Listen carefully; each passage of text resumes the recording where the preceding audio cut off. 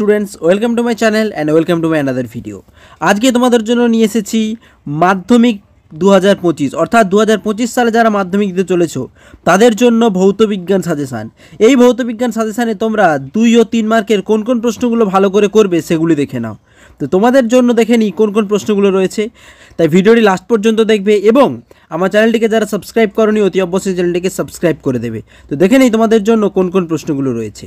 যেহেতু তোমাদের ফিজিক্যাল সায়েন্সে 2 মার্কস এবং 3 মার্কসের প্রশ্ন হাইয়েস্ট, তাই এখানে তোমাদের 2 মার্ক ও 3 মার্কের প্রশ্ন ভালো করে করতে হবে।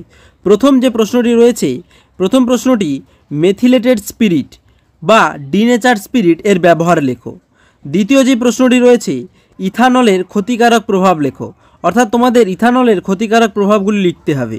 3 নম্বরে রয়েছে অ্যাসিটিক অ্যাসিডের ব্যবহার লেখো। এই অ্যাসিটিক অ্যাসিডের ব্যবহার কিন্তু খুবই গুরুত্বপূর্ণ। তারপর 4 নম্বরে রয়েছে ইথাইল অ্যালকোহল এর ব্যবহার লেখো অথবা রেকটিফাইড স্পিরিটের ব্যবহার লেখো। এই দুটো প্রশ্ন কিন্তু একই, তাই এই দুটো প্রশ্ন ভালো করে তোমরা প্র্যাকটিস করবে।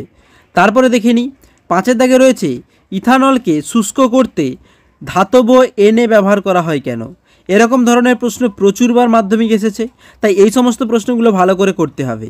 6-এর দাগে রয়েছে অ্যাসিটিক অ্যাসিডের সঙ্গে সোডিয়াম হাইড্রোক্সাইডের বিক্রিয়ার সমিত সমীকরণ সহ লেখো, অর্থাৎ এখানে কিন্তু তোমাদের বিক্রিয়া লিখতে হবে এবং বিক্রিয়ার সমিত সমীকরণগুলো কিন্তু দেওয়া খুবই গুরুত্বপূর্ণ।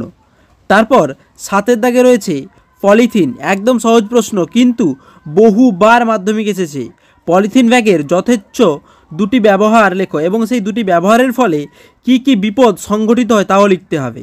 এই প্রশ্নটা আবার অন্যরকমভাবে আসে যে পরিবেশ দূষণের ক্ষেত্রে পলিথিনের ব্যবহার কতটা দায়ী তা লেখো। তারপর 8-এর দাগে রয়েছে ইথিলিনের সঙ্গে ব্রোমিনের ও হাইড্রোজেনের সংযোজন বিক্রিয়ায় কী ঘটে এবং সমিত সমীকরণ লেখো। প্রত্যেকটাইতে কিন্তু তোমরা সমীকরণটা ভালো করে প্র্যাকটিস করবে।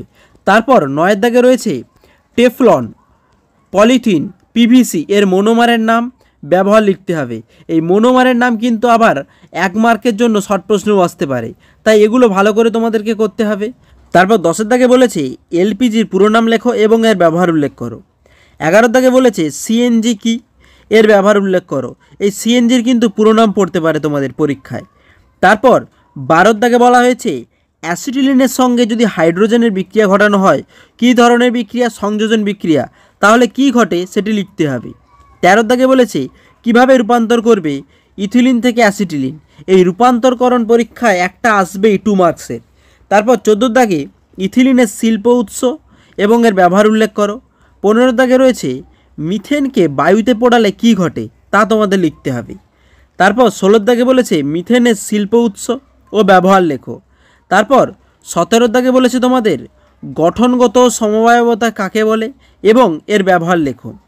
18-এর দাগে নিচের কার্যকরীমূলকের গঠন সংকেত ethyl alcohol, acetaldehyde, methanol, acetone, এগুলি কিন্তু তোমাদের কার্যকরীমূলকের গঠন সংকেত লিখতে হবে। তারপর 19-এর দাগে বলেছে কার্বনের চতুস্তলকীয় মডেল ব্যাখ্যা করো। এবার 20-এর দাগে বলেছে মিথেনকে মার্স গ্যাস বলা হয় কেন। এই মিথেনকে মার্স গ্যাস বলা হয় কেন এটা কিন্তু খুবই গুরুত্বপূর্ণ। এটি ছিল তোমাদের যে জৈব রসায়ন চ্যাপ্টারটি রয়েছে, সেই জৈব রসায়ন চ্যাপ্টার থেকে কোন কোন প্রশ্নগুলো খুবই গুরুত্বপূর্ণ সেগুলো করতে হবে। যদি ভিডিওটি ভালো লাগে তাহলে অতি অবশ্যই আমার চ্যানেলটিকে সাবস্ক্রাইব করে দেবে এবং বন্ধুদের মধ্যে শেয়ার করে দেবে, যাতে তোমরা এর পরবর্তী কোনো ভিডিও ছাড়লেই খুব সহজেই আপডেট পেয়ে যাও।